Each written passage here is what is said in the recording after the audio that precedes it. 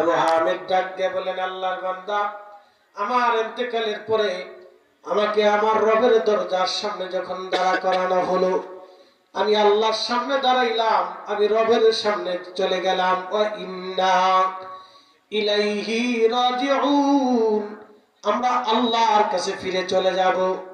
আর আল্লাহ বললেন, সুম্মা তুরাদ্দুনা ইলা আলিমিল গায়বি ওয়াশ শাহাদাত, তুমি এমন এক মালিকের কাছে ফিরে চলে যাবা যে মালিক তোমার উপরে গোপনে সব জানে।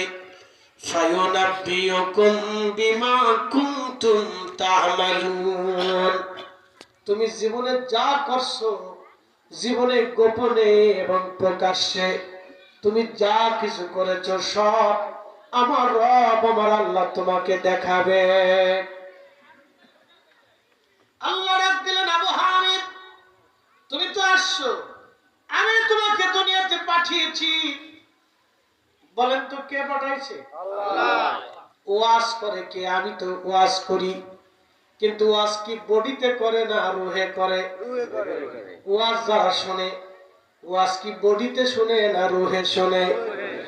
রুহু যদি চলে যায় তাহলে বডিটা মুর্দা লাশ, ক্ষমতা নাই, লড়াচড়া নাই, চলাফেরা নাই, ব্লাড সার্কুলেশন নাই, চোখের পাওয়ার নাই, কানের শ্রুতি শক্তি নাই, জবানের পাওয়ার নাই, কোনো কিছুই নাই।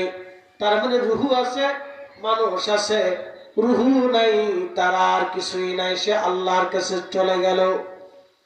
ওয়াজ যিনি করতেছে তিনি রুহু, ওয়াজ যারা শুনে তারা রুহু।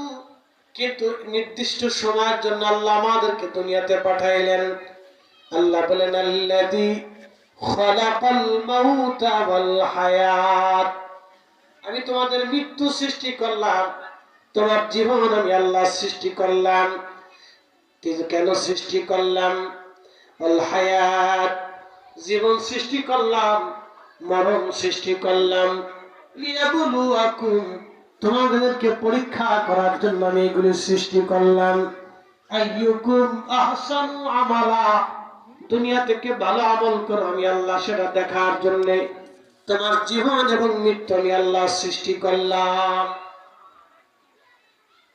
কে কি করে এটা দেখার জন্য আল্লাহ পাঠিয়েছে।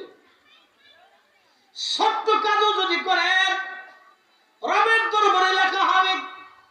কি ছোট কাজ আল্লাহ তাও কোরআনে বলে দিলেন, ফামাইয়ামাল মিসকালা যাররাতিন খায়রান ইয়ারা।